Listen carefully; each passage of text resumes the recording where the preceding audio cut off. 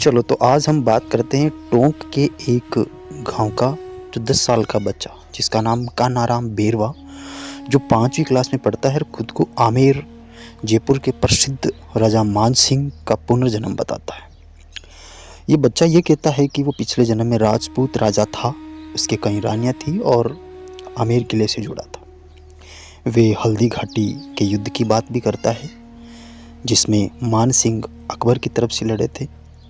आमेर महल में छिपे खजाने और शिला देवी के मंदिर जैसी कुछ ऐसी डिटेल्स बताता जो आम बच्चे को पता नहीं होती है, पर ये डिटेल्स पब्लिक इतिहास किताबों या लोक कथाओं में उपलब्ध है। छोटी उम्र 2-3 साल से ही वो बच्चा खाना खाने से मना कर रहा था और कहता था कि वह राजपूत है और मैं ये खाना नहीं खाऊंगा।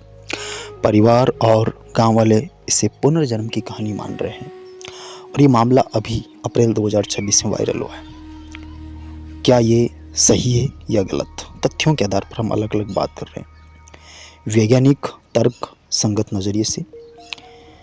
ये थोड़ा सा वैज्ञानिक अगर दृष्टिकोण से देखा जाए तो इसमें सबूत हमें कम से कम सबूतों के अभाव मिले हैं, कोई ठोस प्रमाण नहीं मिले हैं।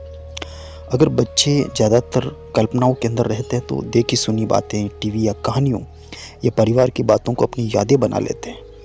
राजा मान सिंह है वो इतिहास का सबसे पॉपुलर राजा है, तो किताबें, टीवी सीरियल्स, लोकगीत ये सब में मिलता है, तो एक 10 साल का बच्चा आसानी से ये बातें सीख या कल्पना कर सकता है। अगर दूसरा नज़रिया आस्था और धार्मिक नज़रिए से, कई लोग खासकर अगर हिंदू परंपरा में देखें तो पुनर्जन्म मानते हैं। पुराने केस टीटू सिंह से जोड़कर हम इसे देखते हैं कि अगर टीटू सिंह नाम का एक केस हुआ था 1980 के दौरान, जो बहुत ही वायरल हुआ था उस टाइम, आगरा के आसपास की एक घटना थी। 1983 में एक बच्चा जन्मा जिसका नाम टीटू। वो बच्चा 2 से 4 साल से ही वो एक दावा कर रहा था कि पिछले जन्म में वो सुरेश वर्मा नाम का एक व्यक्ति था जिसकी रेडी शॉप की दुकान थी। उसकी पत्नी का नाम उमा, और उसने अपनी मर्डर्स की सारी डिटेल्स बताई कि उसे कैसे गोली मारी गई।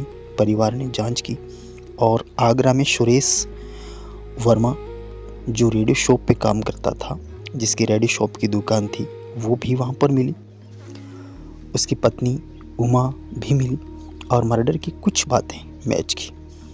टीटू ने सुरेश के बच्चे को पहचाना और ये केस डॉक्टर यान स्टिलिन और मीडिया BBC में स्टडी हुआ। कुछ लोग इसे मजबूत केस मानते हैं, कुछ लोग इसकी आलोचना करते थे। सजेशंस फैमिली इन्फ्लुएंस या कोइंसिडेंस हो सकता है।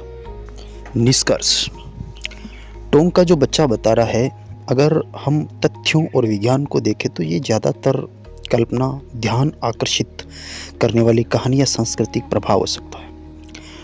जो टीटू सिंह का केस था वो थोड़ा सा ज़्यादा इंट्रिग्विंग था, क्योंकि वो रिसेंट मर्डर था, वेरीफाइबल उसके अंदर डिटेल्स थी। लेकिन यहाँ कुछ ऐसा नहीं है। ना तो कोई इंडिपेंडेंट इन्वेस्टिगेशंस हुई, ना कोई एक्सपर्ट ने इसे वेरीफाई किया। ये कहानी वायरल हो रही है क्योंकि रेनकार्नेशंस की कहानियाँ लोगों को आकर्षित करती है, लेकिन सबूत के बिना इसे सच मानना बहुत ही मुश्किल है। अगर बच्चा सच में असामान्य जानकारी दे रहा है तो लोकल मीडिया या एक्सपर्ट को इसकी और जांच करनी चाहिए। अभी तक ये सिर्फ एक वायरल रेनकार्नेशन क्लेम है। टीटू सिंह जी।